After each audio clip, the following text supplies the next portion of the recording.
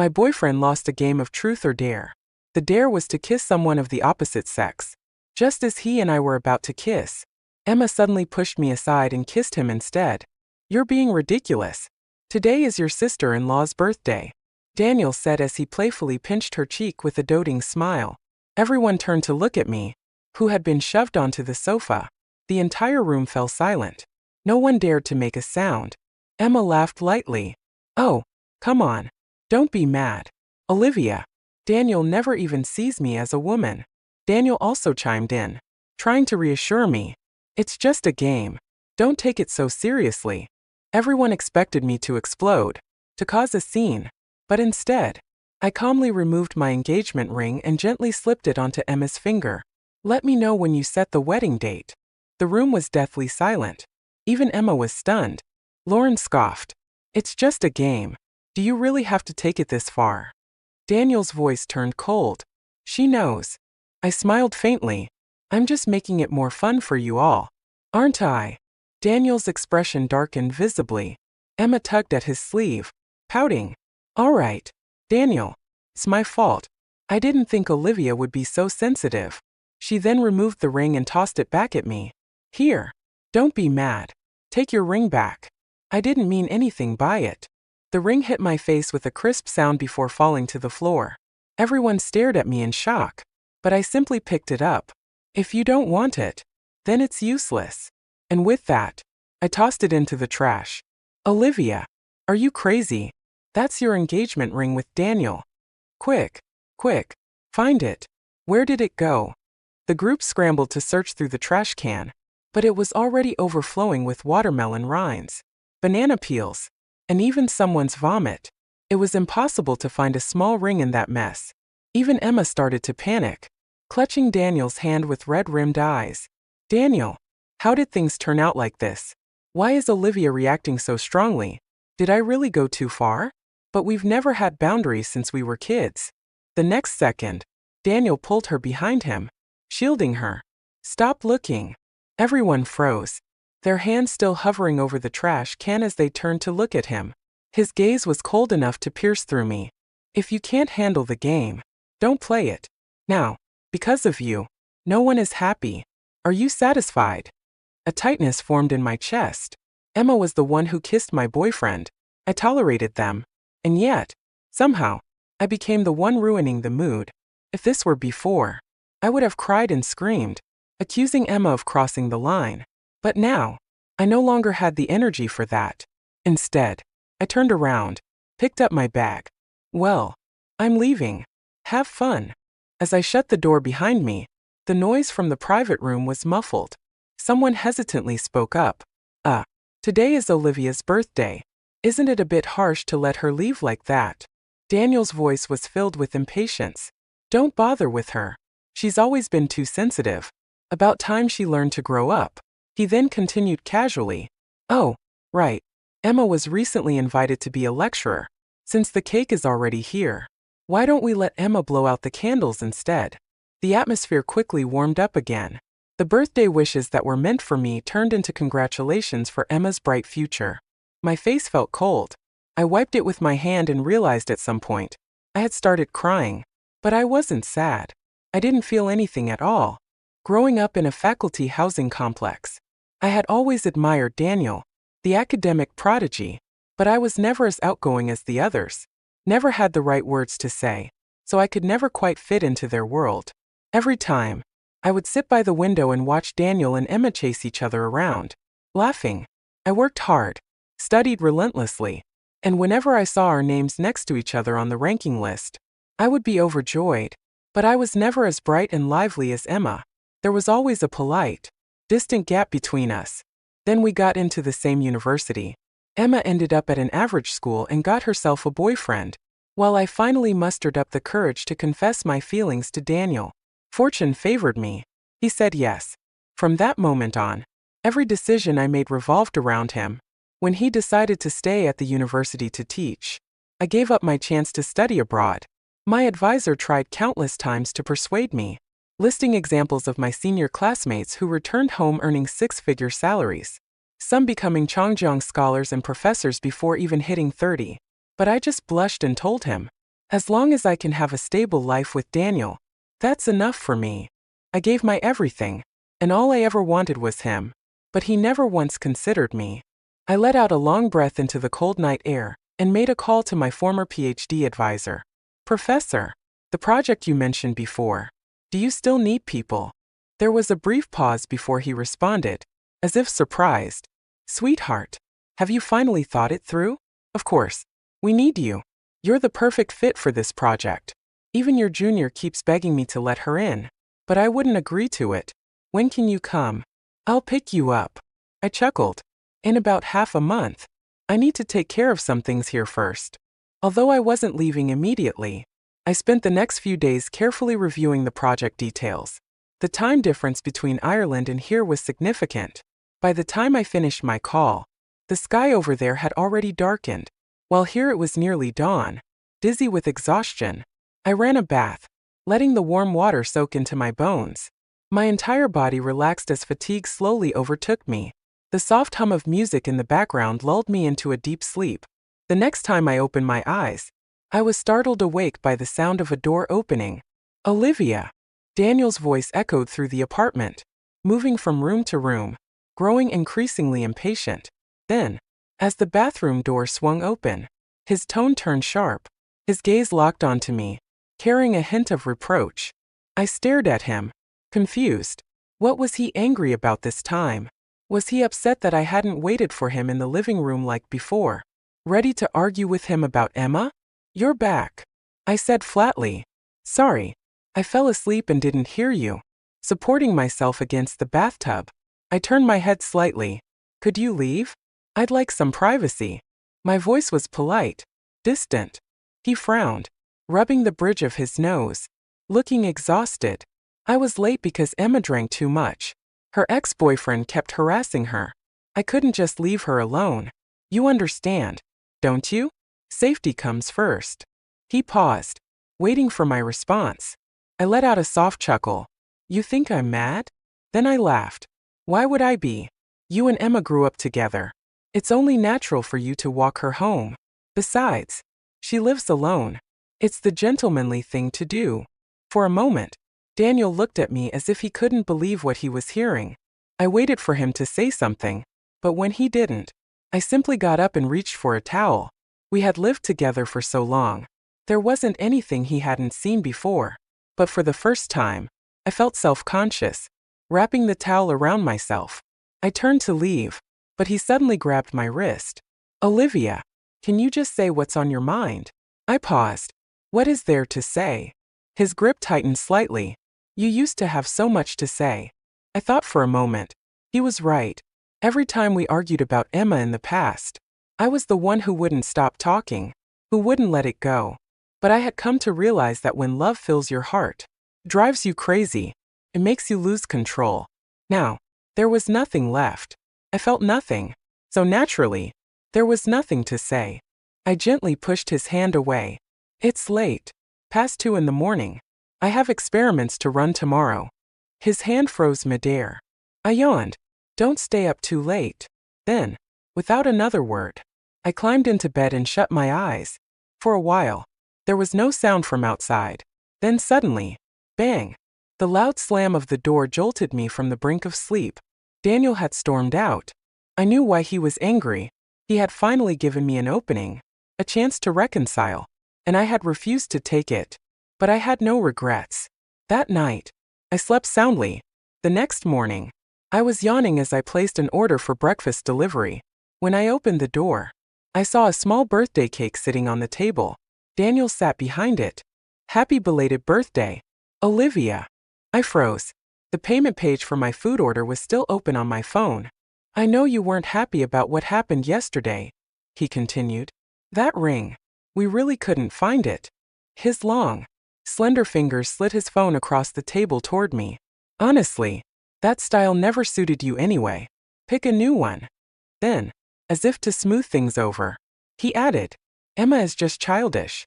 Don't take her too seriously. To us, a kiss might mean something, but she's always been carefree. I suddenly interrupted. You even ordered a cake just for me. Thank you. The unexpected gratitude caught him off guard. He stared at me. Stunned. Olivia. I bent down slightly, reading the message written on the cake. Wishing my dear one to always be 18. What a sweet message. I murmured. Thanks. I really like it. He frowned. Olivia. I was already reaching for the plates and utensils. What? His eyes lowered slightly. Nothing. There was a cheerful note in my voice. This bakery makes the best cream cakes. I can never get a reservation. You really put in the effort. He hummed in response, as if lost in thought. Daniel, you should have the biggest slice. Don't waste it, I said, placing the largest piece in front of him. Then I picked up a smaller one and took a bite. Is this a new flavor? It's pretty good. He furrowed his brows. Olivia, can you at least look at what I'm showing you? I glanced down. His phone screen displayed a high-end engagement ring website, the kind where you could only order one ring in a lifetime. My hand trembled slightly. Had he shown me this even a day earlier, I would have been ecstatic. But now, I simply took another bite of cake. No need. Those things are just overpriced gimmicks. Too much trouble. Daniel's gaze darkened with disbelief. Olivia. I smiled. Really? I don't care about those things anymore. Don't waste your money. The cake was more than enough. With that, I placed my empty plate on the table. I have a meeting today. I need to head out early. Make sure to put the dishes in the dishwasher. Then, I turned and went into the bedroom to change. Bam! The sound of a chair being pushed back hard made me turn around. Daniel picked up his phone. His expression unreadable. Whatever. I'll just give it to Emma. She likes this kind of thing. Then he slammed the door and left. The slice of cake in front of him remained untouched. For the next few days, I didn't see him at school. Few days later, I overheard some people talking. This is beautiful. The craftsmanship is the most exquisite I've ever seen. Who got this for you? Emma. If you find a man willing to buy you a ring like this, someone teased, you should just marry him. When I arrived at the office, a group of people had gathered around Emma, chatting excitedly. I glanced over and immediately noticed the ring on her pale, slender finger.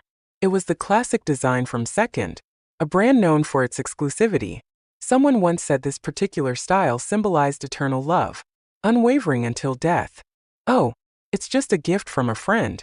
Nothing serious, Emma said with a bright smile, though her gaze flickered toward Daniel, who was sitting nearby. The moment she saw me, she quickly covered her mouth in feigned surprise. Oh no, Professor Du, when did you get here? She waved her hand, flashing the ring. This isn't from Daniel. Don't get the wrong idea. From the moment I stepped inside, Daniel had already glanced at me once. But then, as if deliberately ignoring me, he raised his hand, ring and all, and continued chatting and laughing with everyone.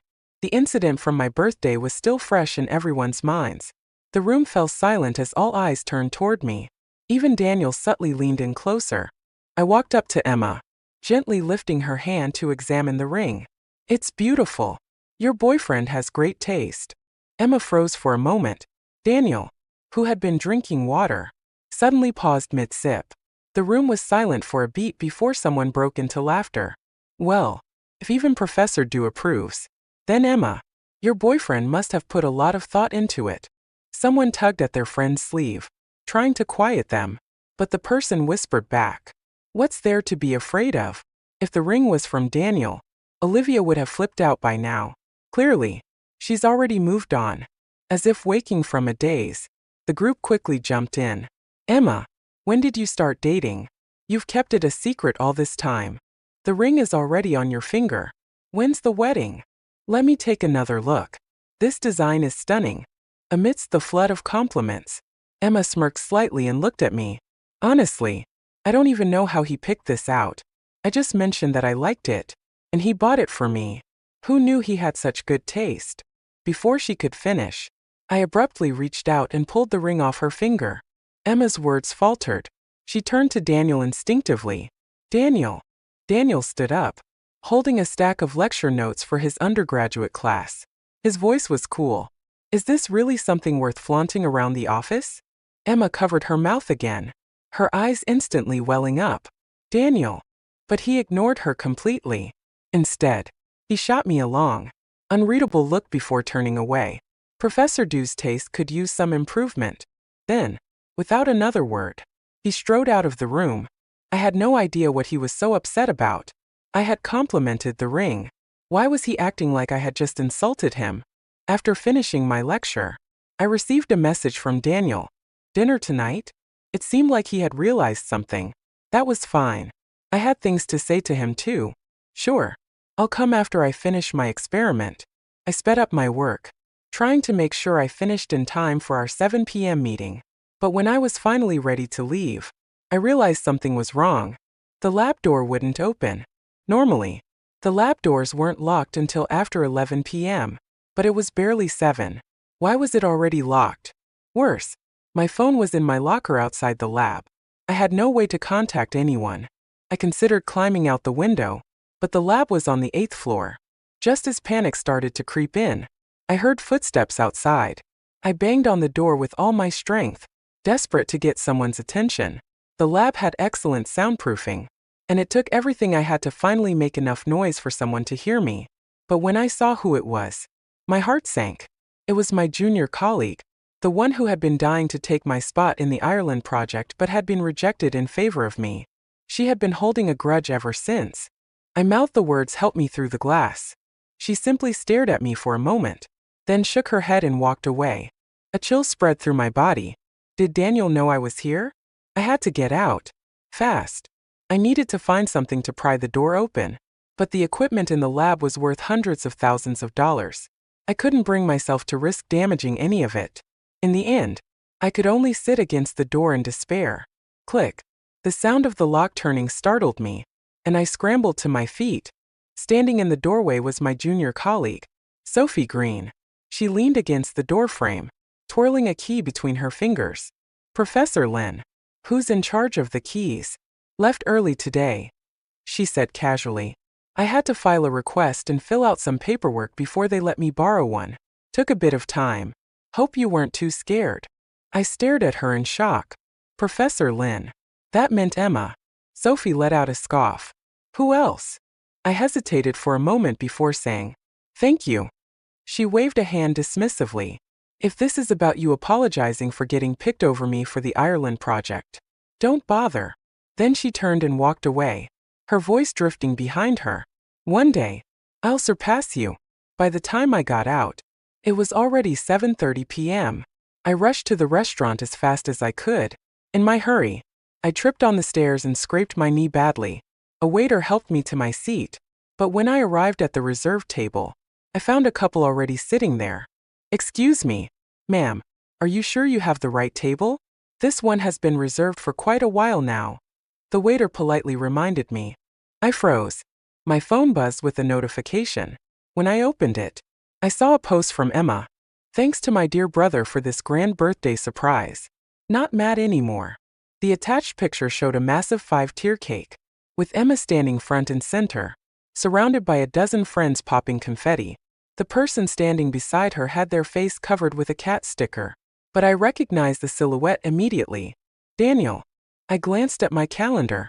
Oh, today was Emma's birthday. "Would you like to make a reservation now?" the waiter asked. My knee throbbed with pain. I shook my head. "No thanks. Can you tell me where the nearest hospital is?" I never called Daniel. By the time I got my wound cleaned, treated, and bandaged, it was already late at night. When I finally returned home, it was past midnight. As I opened the door, I nearly jumped in fright. Someone was sitting silently in the dark living room. I quickly turned on the light, still shaken. "Daniel, why are you sitting here in the dark?" He looked up at me. His eyes were slightly red, the veins in them visible from exhaustion. "Olivia, it's almost 3 in the morning." I nodded. "Yeah, I worked late." He hesitated, then said in a careful tone, I didn't make it to our dinner." "I know," I replied lightly. "It's fine." I set my bag down. "You scolded her, right? So of course, you had to make it up to her. Her birthday was the perfect opportunity." Smack. His hand suddenly caught my wrist. He was still seated, looking up at me. "The party is still going on. I left early." I blinked in confusion. "Why?" His grip tightened slightly. "I was waiting for you to call me." I froze for a moment, then pulled my hand away. He didn't let go easily. I had to forcefully break free. It's fine, I said. I trust you too. I changed my shoes and took off my coat, feeling his gaze on me the whole time. His Adam's apple bobbed as he swallowed. You're not mad. My voice was soft but firm. No, I'm not. Olivia. I wasn't sure if I imagined it, but his voice seemed to tremble slightly. I cut him off. Daniel, let's talk tomorrow. Okay. I gave him a small smile, exhaustion creeping into my expression. I'm really tired. We can talk as much as you want tomorrow. With that, I turned and headed into the bedroom. I didn't hear him slam the door this time, but he never came inside, either. The next morning, when I woke up, he was already gone. There was no sign of him at the office, either. Apparently, he had gone straight to the lab for his experiments. That afternoon, I picked up my phone and started typing a message. Emma isn't bothering you today, right? Let's have dinner tonight. I have something to talk to you about. Before I could hit send, the office door burst open. Olivia, where did you hide my pen? I was yanked by my collar so forcefully that I nearly fell off my chair. Colleagues rushed over in alarm. Professor Lin, calm down. But Emma's eyes were already red with frustration. I didn't mean to do that. But that pen was my grandfather's. You have to give it back. It's really important to me. Emma pleaded, her voice trembling. Professor, do if you took it just to look at. That's fine. But can you at least tell me where it is? It's my grandfather's pen. I froze. Emma's grandfather had been a renowned physicist, someone who had made significant contributions to the country. Before he passed, the only thing he left her was a fountain pen, hoping she would follow in his footsteps. I had always respected the old professor. How could I possibly steal something that belonged to him? I left it in the lab yesterday and forgot to take it with me, she continued. At that time, you were the only one there. Professor Du. Then, with a sudden thud, Emma dropped to her knees in front of me, sobbing uncontrollably. I swear, I won't talk to Daniel ever again. Just please, give me back my grandfather's pen. All eyes in the office were now on me. Everyone knew how many times I had argued with Daniel because of Emma. A hesitant voice broke the silence. Professor Chin, say something. I looked up. Daniel was standing in the doorway. Olivia, just give it back, he said. If you like it, I'll buy you a new one. He held out his phone to me. You know the password. Pick whatever you want. It doesn't have to be a pen. I stared at him for a moment before letting out a quiet laugh. What do you mean by this? His gaze shifted away. His Adam's apple bobbed slightly as he swallowed. That pen is really important to her. I'm not blaming you. I know you've been feeling wrong lately. It's understandable if you made a mistake. I smiled, but it was filled with helplessness. Do you really not know what kind of person I am? He didn't answer. Emma was still sobbing, sneaking glances at me between her tears. Why are you crying? A sharp voice cut through the tension. You locked her in the lab, and now you're blaming her for taking your pen? Couldn't you have put it in your own locker instead of leaving it in the lab? Can't even keep track of your own things. Huh. The unexpected reprimand stopped Emma's tears immediately. I turned around. Sophie Green was standing in the doorway, holding an iced coffee.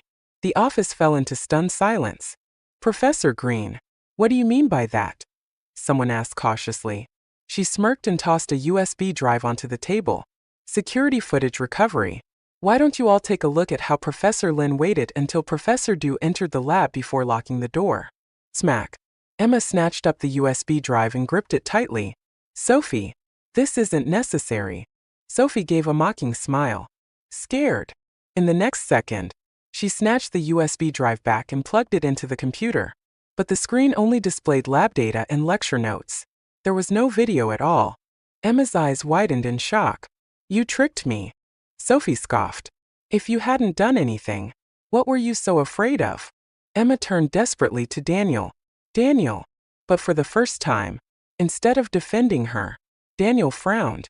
Emma's face turned pale. She covered her mouth, pushed past him, and ran out.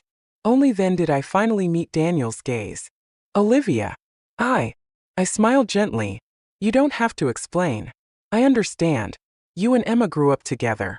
It's hard to believe someone you trust could frame me. I don't blame you. He was stunned. Dinner tonight? I asked softly. Professor Cheen, do you already have plans with Professor Lin? His reply was immediate. No. I raised an eyebrow, slightly surprised. Then I smiled. All right. I'll be home by 7. Daniel's gaze locked onto mine. His expression serious. I don't mind. Good. I said casually.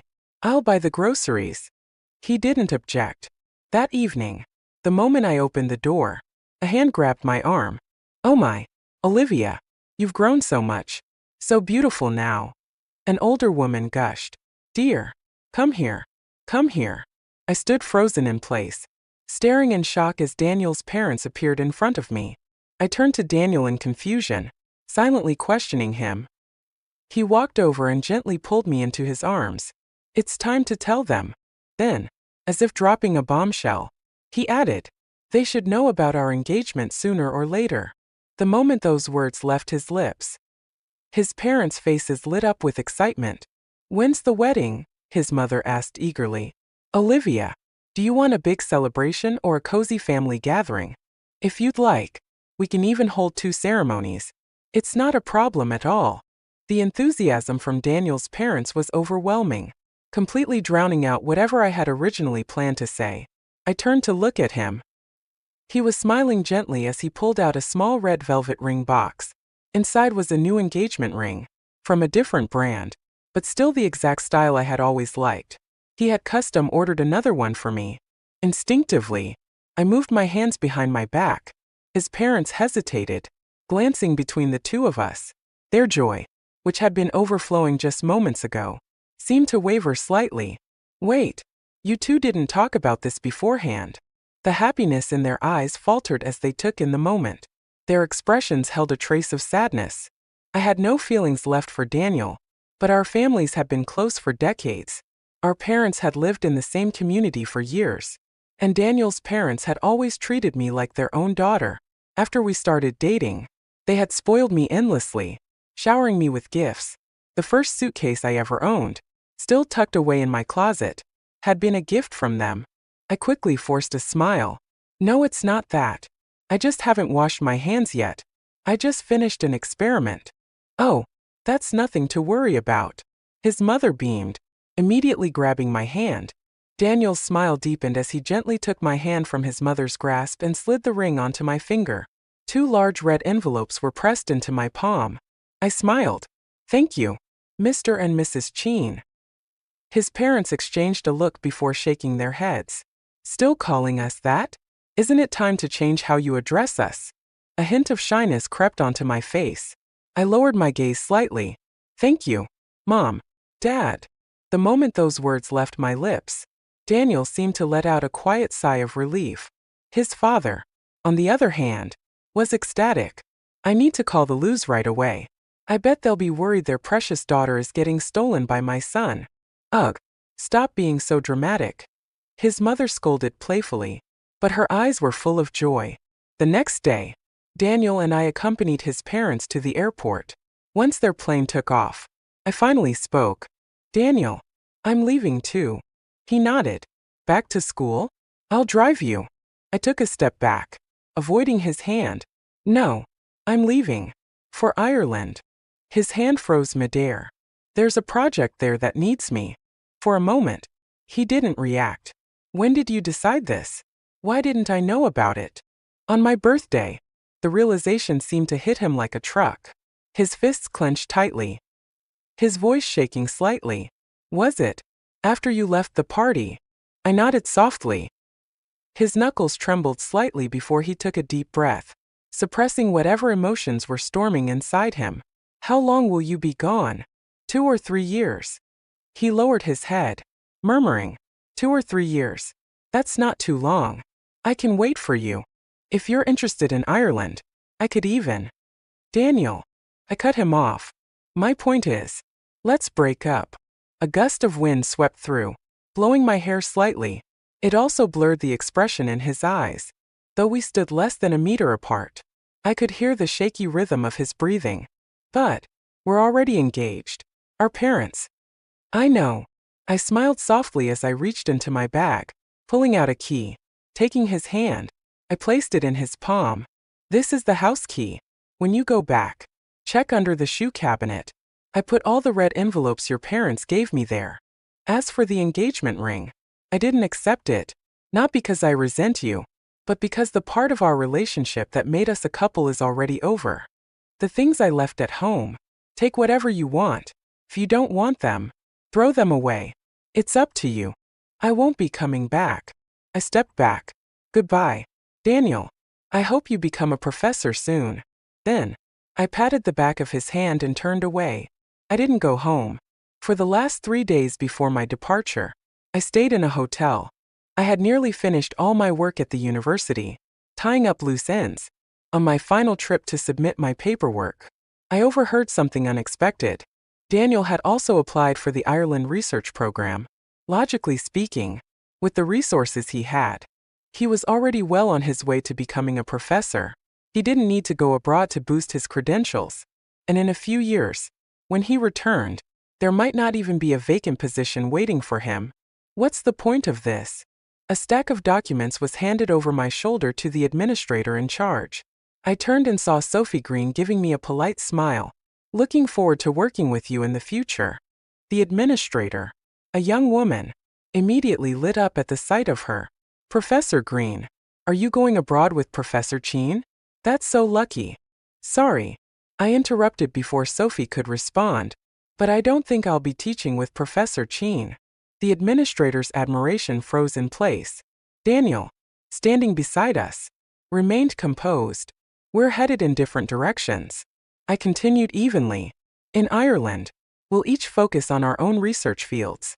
That's all. The administrator hesitated. Professor, do you and Professor Cheen? I smiled. We broke up. Silence. I turned to Daniel and said, still, I wish you success in Ireland, Professor Cheen. Then, I turned to leave, but before I could take another step, his hand clamped around my wrist. Even though he was trying to suppress it, I could hear the slight tremor in his voice. You really don't care at all anymore, do you? I gently pried his fingers off. Enough, Daniel. We're at school.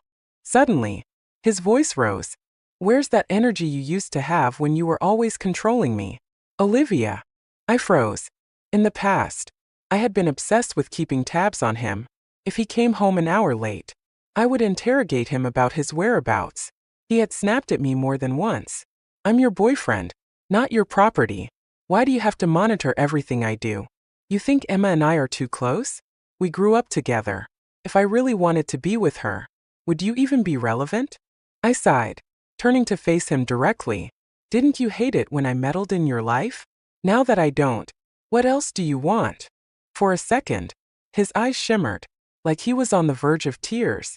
Just then, a figure burst into the room. Daniel, you can't go to Ireland. Emma rushed in, her eyes red as she clung to his arm. You can't go. What about me? You promised you'd never leave me alone. The administrator was stunned. Daniel had always cared about his public image. Yet now, he stood in the middle of an open office, his eyes red, openly staring at me, like nothing else around him mattered. Olivia, he said, his voice hoarse. Do you want me to go or not? I almost laughed. This was the same man who had always said, I make my own decisions. Stop trying to control me. And now, he wanted me to decide for him. I chuckled softly. That's for Professor Cheen to decide. If you want to go, go. If you don't, then don't. Whatever path you choose, just make sure you don't regret it.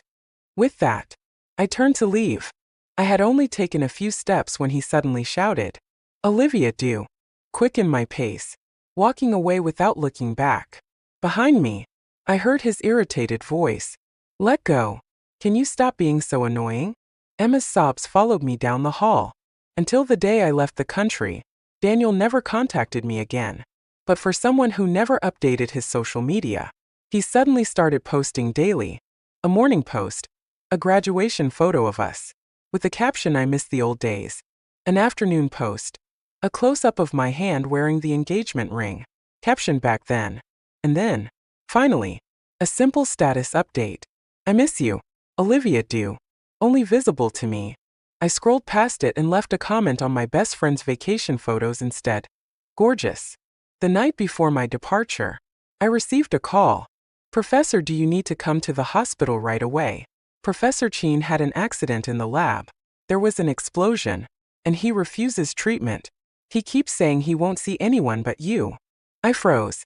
Daniel had always been meticulous about safety. Once, a student had misplaced 2 bottles of chemicals, and he had called them out in the department's group chat. So how could he be the one to make a mistake now? Where was his mind wandering?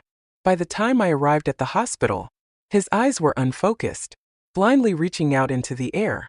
Olivia, I need to see her. Don't touch me. Emma was crying beside his bed, her voice trembling. Daniel, Olivia's not here. Let me take care of you. Okay. Your eyes have been severely damaged by the bright flash. You must receive treatment immediately. Stop searching for her. Okay. I'm begging you. Emma's voice trembled as she pleaded. The moment she reached out to touch him, he shoved her hand away. Daniel gripped the edge of the hospital bed. Leave. Just go. His voice was hoarse but resolute. Olivia doesn't like seeing you around me. She'll misunderstand. You can't be here. Tears streamed down Emma's face as she covered her mouth, her entire body trembling. Daniel. I stood at the doorway and spoke his name in a calm, quiet voice. In that instant, all his movements froze. Olivia. He tried to get out of bed but nearly collapsed. Emma reached out to steady him, only for him to shove her aside. He stumbled forward, blindly reaching for me, his bandaged eyes struggling to find my presence. The moment his fingertips brushed against my face, damp patches formed on the gauze covering his eyes. It's you. His voice cracked. You came to see me. Before I could react, he pulled me into a tight embrace, his entire body trembling against mine. Don't leave. Olivia. Please. I was wrong. Don't abandon me. I didn't move. The doctor said you can't cry. He immediately clenched his teeth, forcing himself to hold back. He was like a child, desperately trying to obey, yet still holding my hand tightly. I gently pried his fingers off. My flight takes off in an hour. His breathing faltered. You wanted to see me, so here I am. Now, can you focus on getting better? The dampness on his bandages deepened. His entire body shook as if he was struggling to suppress something. Doctors and nurses rushed in. What's happening? He can't cry. Someone, get him away from the patient. I was pushed aside, and the distance between us grew. But his voice only grew louder. No, don't let her go. You can't let her go. Olivia. I silently met Emma's gaze. She made a move to block me, but I simply stepped around her. As she reached out again, she was shoved aside. Her head hit the corner of a flower pot, and blood quickly pooled around her. I didn't look back. Step by step, I walked toward the exit. The sky was a brilliant shade of blue, and it was time for me to embark on my new journey.